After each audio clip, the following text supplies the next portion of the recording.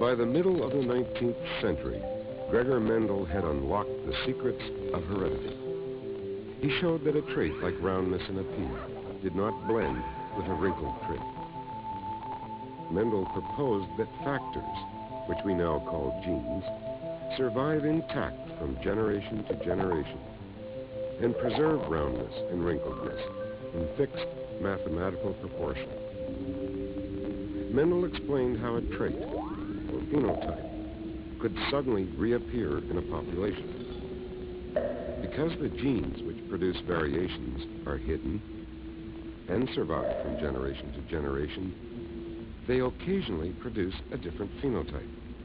A change in the environment might favor one variation over another. Slowly, natural selection, acting on this phenotype, could bring about the evolution of the species. Mendel's work was a theoretical description of how variation might occur, but neither Mendel nor Darwin were aware of the actual mechanism which could produce variation. It would take the work of many cell biologists to reveal the actual mechanism of variation. Around the beginning of this century, scientists began to suspect that the chromosomes contain the genetic information which determines both the function and appearance of the organism. Here is what biologists observed. Prior to a cell's division, chromosomes within the nucleus would first replicate, line up, and then separate. Finally, one member of the replicate goes to each of the daughter cells.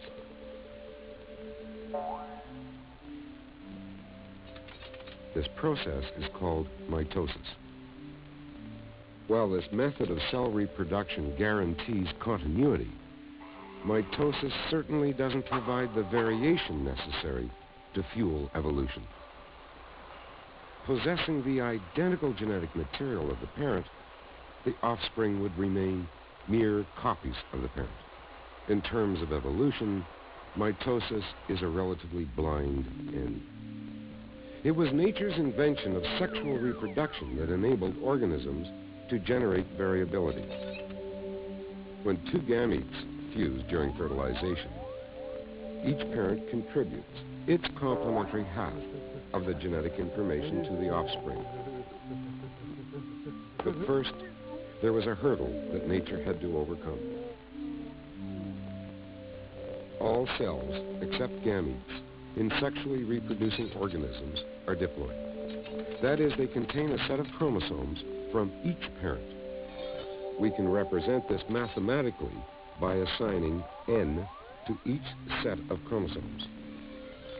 If we start with two diploid gametes, an egg and a sperm, and each contributes its full complement of chromosomes, fertilization would produce a tetraploid offspring, and the next generation an octoploid, until we might imagine a cell overstuffed with chromosomes. If sexual reproduction were to be successful, the diploid organism needed to reduce its number of chromosomes as it divided. And how, then, does nature carry off the act? Let us suppose a hypothetical diploid cell contains both the dominant allele and recessive allele for a given trait. During the primary stages, the chromosomes replicate exactly and pair up. In the secondary stages, the chromosomes migrate in opposite directions, and two cells are formed. Finally, these two cells divide again, and this time, the duplicate chromosomes separate to form 4 haploid cells. These 4 haploid cells are gametes. And meiosis is the name given to the process we've just watched. In meiosis, a single diploid cell becomes 4 gametes. Now, when a female gamete combines with one of these male gametes, Note how the diploid configuration is restored with a chromosome from each parent. That's a simple model of meiosis. Now consider a more likely diploid cell containing not one, but several pairs of chromosomes. Each of these pairs will, through meiosis, eventually contribute one chromosome to each of the 4 gametes. Now, which chromosomes from which pair will wind up together in the same gamete? Impossible to tell, because meiosis, like a giant slot machine, selects them by random assortment. Suppose each window represents a different chromosome pair, and each carries a different trait. Each trait will have an even chance of being recessive or dominant. Crank the random generator.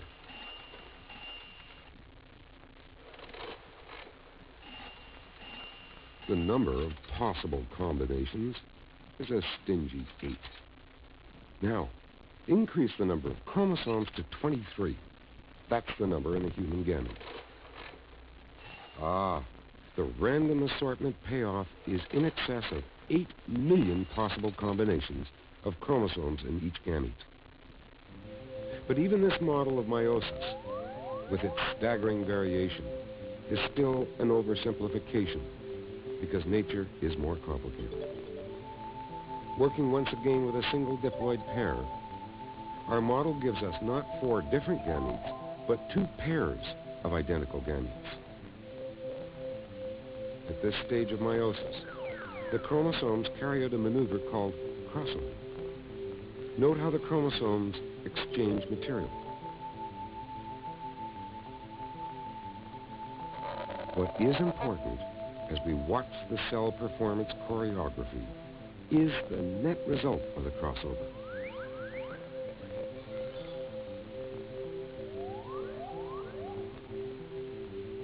Not 2, but 4 distinct haploids, even more variation.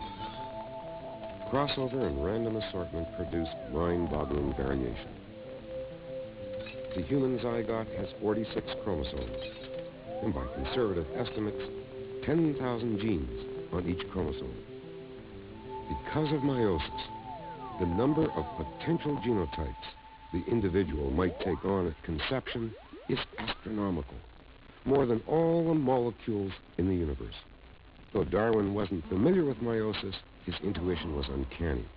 Evolution, he postulated, was a result of these countless minor variations, all adding up over the eons. But what was the chemical basis of these countless variations?